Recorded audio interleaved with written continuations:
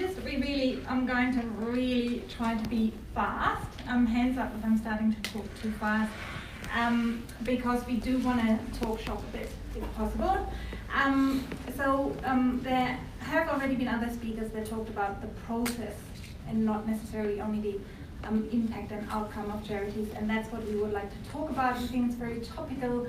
As the Banking Royal Commission last year indicates that there's a crisis of values on the top of important Australian institutions.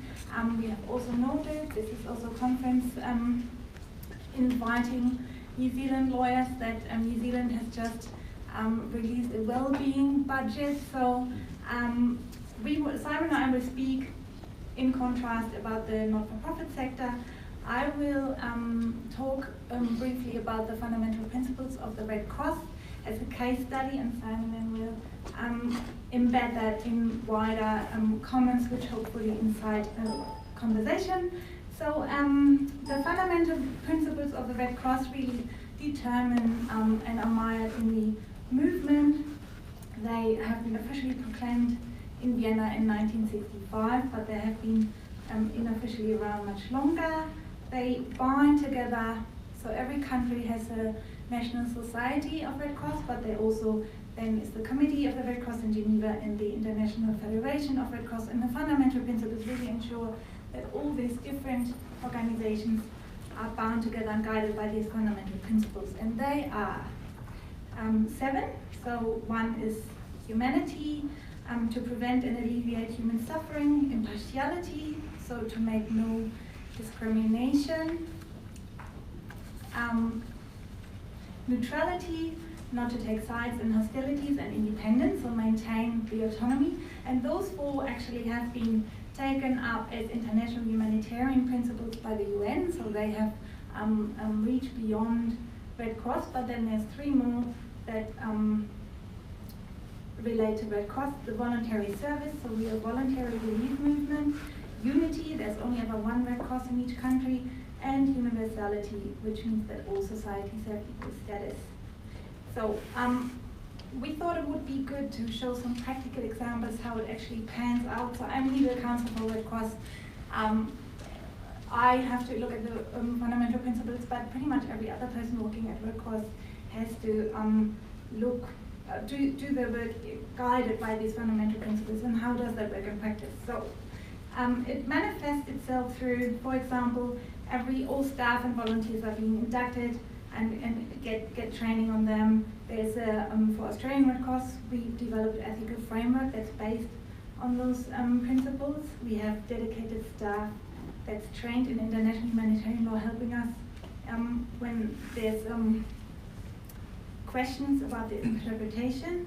And then also in our contracts, we have standard clauses that actually say that service providers have to provide their services subject to the fundamental principles and shall not do anything that puts us in conflict with those. More practical examples. One way it actually, which is noticeable to the outside, where fundamental principles are affecting us, is that it actually limits our political advocacy. So it means that we often talk about what we do and not what we see. So for example, we have a Restoring Family Links program where we trace where people who are missing family members due to war or disaster can ask for help to find missing family members. And that is oft really in the middle of, if you think about the refugee discussion in Australia, in the middle of a political storm. And so there, Red Cross just quietly does the work and will not do any public advocacy in that space to maintain the impartiality and the neutrality. Another aspect of the fundamental principles in practice, Melissa already said that we have screening beyond modern slavery, so we are screening partners and both for-profit and not-for-profit partnerships in relation to all sorts of indicators: fast food, tobacco, pornography. But the actual thinking around it is, what is the risk of this partnership or this transaction to compromising the fundamental principle. That's the question or the exercise you go through. And there's a practical example. So Red Cross is doing emergency services relief, and we were approached recently by a supplier of logistical equipment, and the equipment actually looked pretty good, and Red Cross was keen to purchase it, but it turned out that the parent company was an arms manufacturer, and so the risk was being too high, so the transaction never took place. And I guess the segue to Simon is that as an observation, so sticking to your principles, it does mean that access to certain foundations, to grants, to certain networks is curtailed. So there's that tension. But on the other hand, what triggered actually this presentation, and where we would like to talk to you later about, is what are you actually left with when you're not conducting this ethical decision-making process. Thank you.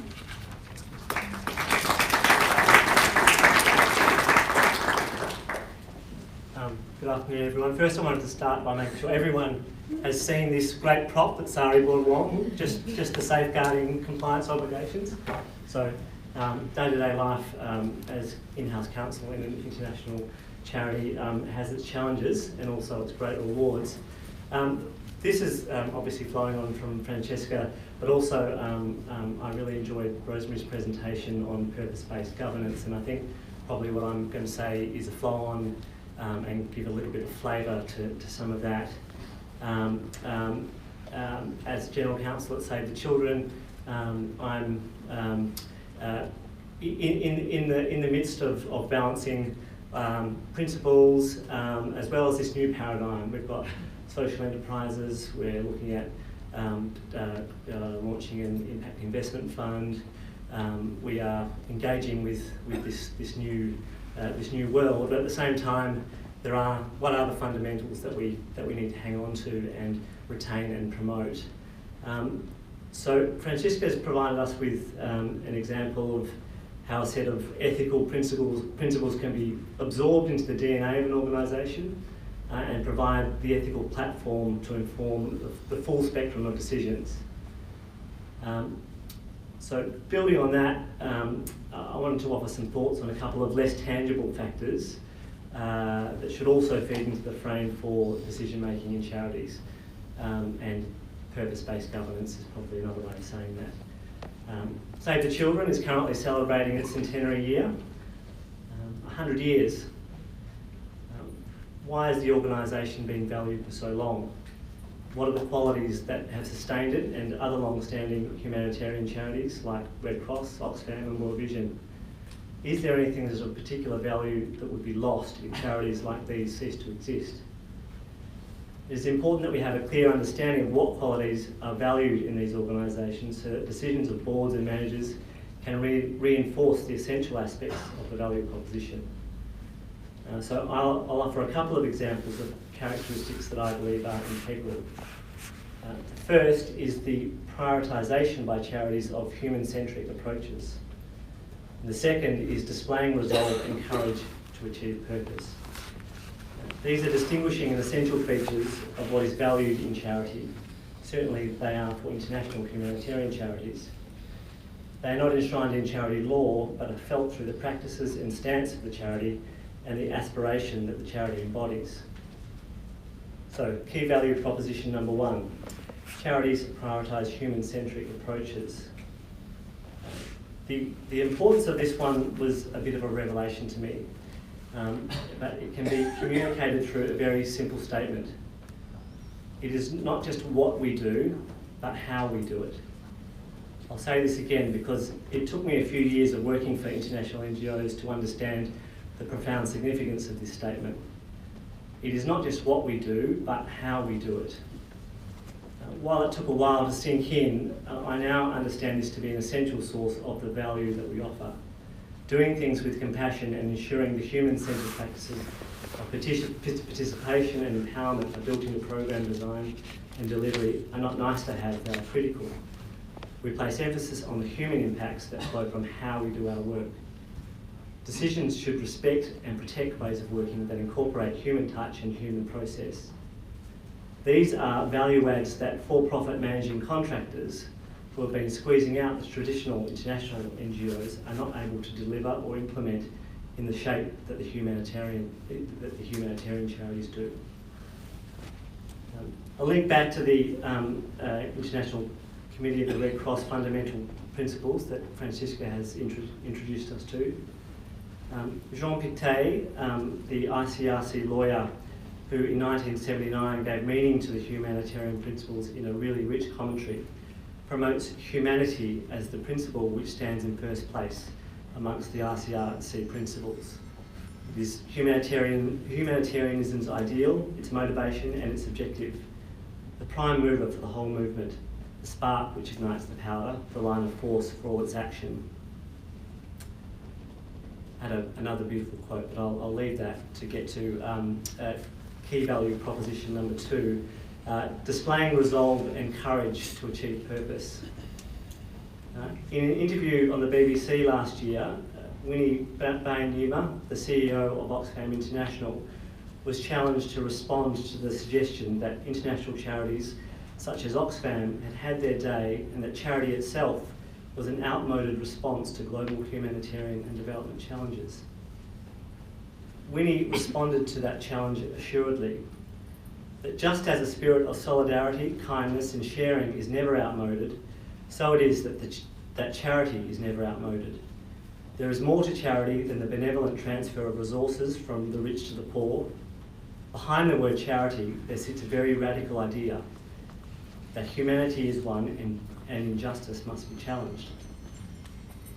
There's something substantial and resonating about this. Save the Children had radical origins itself. Its founder, Eglantine Jebb, was no shrinking violet.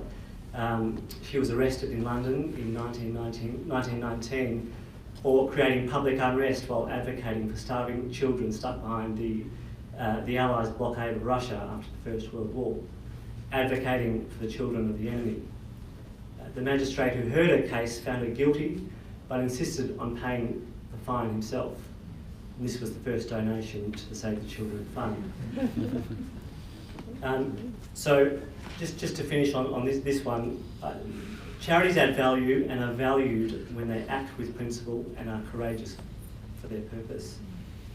Decision-making frameworks in charities must ensure that there is space to enable the expression of humanity in an organisation's practices and at times allow for radical and courageous decisions.